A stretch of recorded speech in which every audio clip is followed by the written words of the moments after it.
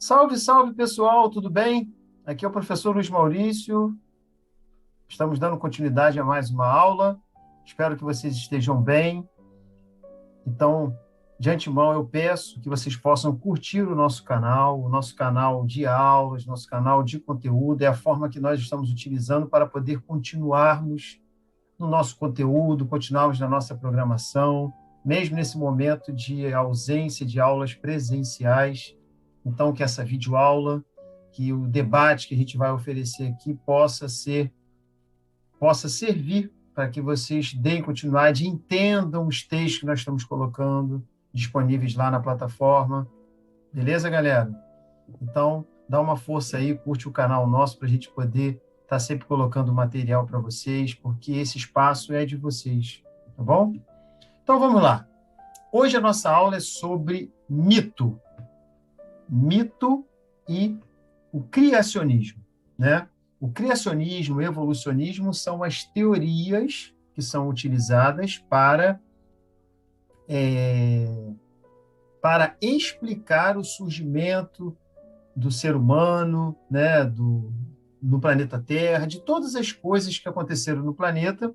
Você tem uma explicação. Você tem uma explicação que caminha mais para o lado religioso, principalmente, cultural, e outra que está mais focada na questão científica. Só que antes de a gente entrar exatamente nessa questão do criacionismo e evolucionismo, a gente vai refletir primeiro o que é o mito, né? O que significa essa palavra? Hoje em dia fala-se muito, né, que a pessoa mitou quando realizou algum tipo fez algum tipo de ação, né? Conseguiu alguma coisa ali que foi notório, né? Que causou notoriedade junto às outras pessoas, então ele imitou, né? Ou então, às vezes, quando tem um personagem na sociedade também, né, que é muito famoso, que faz coisas também muito, né, diferenciadas da maioria, a gente costuma chamar de mito, né? Mas dentro da área da ciência, dentro da área do conhecimento, como que a gente pode entender essa questão do mito, né? Então vamos lá. O mito, né? A palavra mito, antes de a gente entrar aqui sobre a questão do significado, né? Do conceito mito, vamos pensar o seguinte: qual é a origem dessa palavra, né? A palavra mito é uma palavra de origem grega, tá? É uma palavra de origem grega que se remete à ideia do mitos. A palavra mitos, ela tem dois, digamos assim, né, duas palavras formadoras. Uma é mitéio e a outra é miteo. Mitéio significa contar, narrar. Miteu significa conversar, anunciar, nomear. Então vejam só: contar, narrar e depois conversar, anunciar ou nomear. E isso já diz muito, porque a gente vai perceber que o significado da própria palavra, a origem da palavra, lá do grego antigo, já traz para a gente um sentido muito grande. Por quê?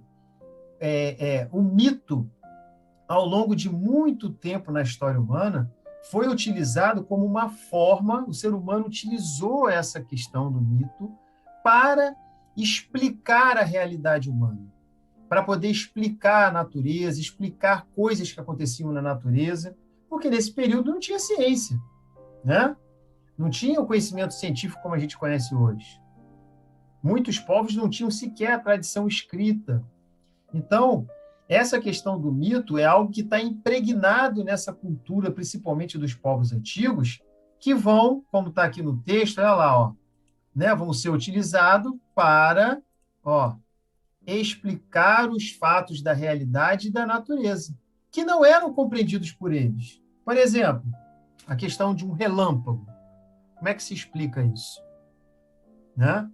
A questão de um terremoto, um furacão, a própria questão dos elementos da natureza que acontecem, né, dentro dentro do passar dos dias, né, naturalmente, sem ser esses efeitos assim mais diferenciados, né, como por exemplo terremoto e furacão. Então, os mitos, eles explicam essas questões, eles são utilizados com muita simbologia, né? E aí você tem a questão dos personagens que são ligados, a questão de heróis, deuses, tudo isso está associado a esses acontecimentos. Geralmente, esses personagens são sobrenaturais. É só a gente lembrar a questão da mitologia grega, né? A questão dos deuses, semideuses, né? Que é aquele que não é homem e também não é Deus, né? Está entre o meio ali do homem e Deus. Então, todos esses componentes são misturados a fatos reais, ou seja, o mito, dentro do seu sentido como conceito, ele tem realidade e tem ficção, na maioria das vezes, né? E às vezes tem só ficção, tá? Então, é uma mistura desses acontecimentos, né? Quais são os objetivos principais do mito? Olha lá. Transmitir o conhecimento e explicar fatos que a ciência ainda não havia explicado. Simples assim. Então, o mito foi utilizado durante muito tempo para isso. Então, existem vários contos, narrativas, né, atribuídos a personagens, como, por exemplo, o mito do Minotauro, né, que, inclusive, eu vou passar para vocês poderem fazer uma pesquisa sobre isso, né? Então, aqui tem o personagem Teseu, né, e o Minotauro. E aí eu não vou falar sobre isso, obviamente, porque vocês vão pesquisar, né? Então, esse é um dos deveres de casa que vai ficar para vocês, certo? Então, ó, vários povos da antiguidade possuíam seu conjunto de ideias que evidenciam seus primeiros deslocamentos, temas presentes no imaginário humano e que instigam a curiosidade e o estudo em diferentes áreas do conhecimento. Então, qual é o papel da história nesse sentido? O papel da história ajuda, né, a gente a refletir sobre os mitos que explicam a origem desses povos, a origem desses indivíduos, né? Bem como a respeito das teorias sobre o povoamento da Terra, o próprio povoamento da América, do Brasil. Então, existem esses mitos, essas histórias, que vão dar conta da ocupação desses territórios, da formação de determinados povos da antiguidade, como, por exemplo, os povos, os romanos, né? Os antigos romanos. Você tem um mito muito famoso, que é o de Rômulo e Remo, que eu também não vou contar para vocês, né? Então, você tem lá os dois gêmeos, aqueles que foram amamentados pela loba. Mas o resto da história, vocês vão pesquisar, tá bom? Então, ó, vários povos da antiguidade possuíam mitos relacionados à cultura e à religião dos povos que reproduziam. Então, na religião e na cultura desses povos da antiguidade, o mito está muito presente. Seja ele os judeus, os hebreus, seja ele os romanos, os gregos, os hindus, não tem problema. Não importa a nacionalidade, a região, se é o Ocidente ou o Oriente. O mito é uma categoria que vai estar presente nesses povos da antiguidade. Tá bom? Então, ó, passando, olha lá. Então, olha o exemplo, né? Na mitologia egípcia, existiam variações do mito de origem da humanidade, por exemplo, para eles. Segundo um desses mitos egípcios, Ra, que era uma das principais divindades da mitologia egípcia, né? Criou a terra, povoou-a com plantas e animais e depois, a partir das suas lágrimas, criou o ser humano, né? Na mitologia iorubá, olha lá, ligado ao continente africano, em especial à África Ocidental, né? Uma determinada etnia da África Ocidental, os iorubás. Eles têm o mito também da formação da criação do mundo. Eles atribuem a criação do mundo e da humanidade a Obatalá. Com a ajuda de Ododuá, usou o barro para criar o ser humano e lhe deu o Emi. O que é o Emi? Ou Emi? O sopro da vida. Vejam que bonito, né? Na mitologia maia, a população que ocupava terras hoje pertencentes à América Central e ao México, principalmente, né, ali, principais, uma boa parte desse território da América Central e principalmente do México, né? Na mitologia maia, o panteão, né? O panteão é o quê? É aquele local onde tem ali onde os deuses se reuniam, né? O conjunto de deuses. Nessa mitologia, o panteão se juntou às divindades Tepeu e Gugumats para criar o ser humano. Houve 3 tentativas de criação. Na primeira, tentaram usar a lama, mas ela se desmanchava. Na segunda, usaram a madeira, que ao final da criação tinha o formato do ser humano, mas não possuía alma. Por fim, usaram o milho e com ele conseguiram criar o primeiro ser humano. Por isso, inclusive, que o milho é um alimento muito presente na cultura dos povos americanos, em especial astecas, maias, né? E ele tem uma simbologia muito grande para muitos desses povos. Por quê? Porque na tradição deles incorpora essa ideia divina relacionada a esse tipo de alimento, né? Certo? A própria questão da terra, né? Nessas culturas americanas antigas, né? Você tem a ideia da terra também associada à questão da divindade, a Pachamama, né? Então, isso é muito forte dentro desses conjuntos mitológicos desses povos da antiguidade, tá bom? Então, ó, vimos o mito egípcio, mito iorubá e aqui o mito maia, né? Olha só que coisa interessante, né?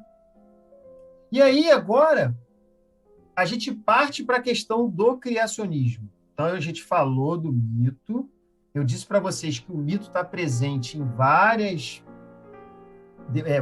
desses povos, os próprios hebreus, né, os povos judaicos, você tem ali um conjunto de mitos presentes ali naquela narrativa. Isso não quer dizer que o mito seja mentira ou verdade.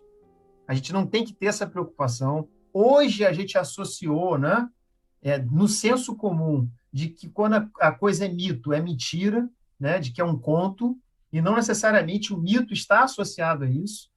Também tem conto, também tem lenda, também tem verdade, tá? Então, é um conjunto de coisas que pode ser associado a fatos que aconteceram e que não aconteceram, a personagens fictícios ou personagens reais, tá?